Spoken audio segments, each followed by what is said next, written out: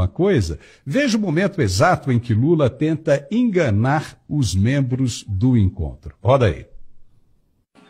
Conseguimos sair do mapa da fome e da FAO em 2014, para o qual votamos em 2022, em um contexto de desarticulação do Estado de bem-estar social.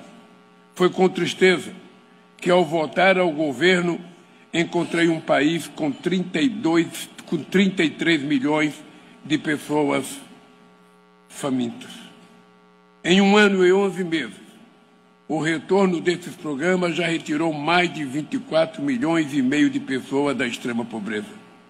Até 2026, novamente, sairemos do mapa da fome. Gerson Gomes, a esquerda brasileira continua acreditando mesmo que as narrativas que monta vai convencer qualquer um, mundo afora, né? Por isso que eles querem controlar as mídias sociais, né? Controlar a liberdade de informação, porque hoje já não cola mais. Hoje todo mundo sabe disso, ou seja, todo mundo que estava ali atrás dele, né? O Joe Biden, o Macron, todo mundo já conhece a realidade brasileira. Então, o que esses caras querem com isso? Subestimar a inteligência do mundo e do povo brasileiro também, Gerson? E como eu disse, o modelo do capitalismo que o PT ele tem grande aversão, ou pelo menos ele se coloca ainda, como disse, ancorado na ideologia do século passado, daquela ideia do marxismo ainda lutando contra o capitalismo, tudo isso já foi ultrapassado por grande parte desses países que estão ali olhando ou ouvindo a sua fala e que tem, como você disse hoje, informações muito mais acuradas e que sabem que o momento importante da cúpula será as reuniões bilaterais, oportunidades de alguns países articularem o que está acontecendo lá na Ucrânia e até mesmo em Israel.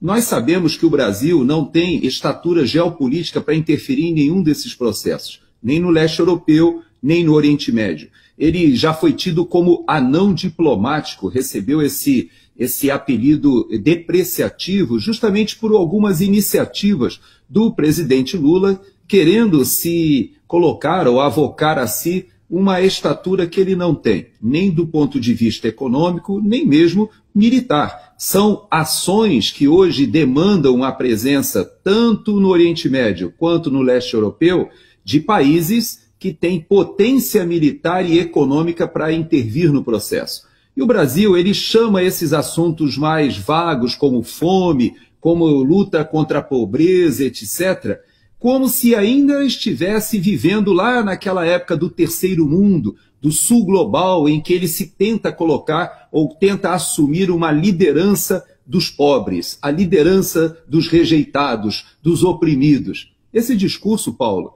não emplaca mais em lugar nenhum. Veja a Argentina, por exemplo, que acabou de demonstrar ao mundo que 1 ano de administração do Milei fez em relação à pobreza, essa sim. Se você conhece a Argentina, e grande parte da nossa audiência conhece a Argentina, você sabe que a pobreza chegou de um modo em que em 100 anos o argentino nunca tinha visto.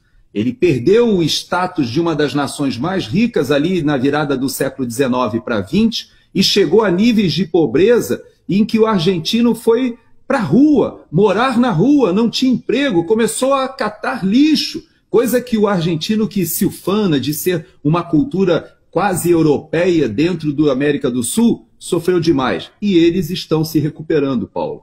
Se recuperando como? Justamente com a política econômica na contramão do que o governo do PT está fazendo. Então, não engana mais ninguém. Você mesmo disse, e eu creio que vai acontecer. Os próximos 2 anos do Lula não serão isso que ele está dizendo, os anos em que ele acabará com a pobreza e a fome no Brasil. Pelo contrário, tudo leva a crer, pelo que a gente já olha, é que ele jogará o país num período de Dilma III, ou seja, uma grande crise econômica, com uma crise na segurança pública e com a corrupção sistêmica retornando. E isso nós já vimos lá atrás, e o mundo também, viu, Paulo? Ele não engana mais ninguém.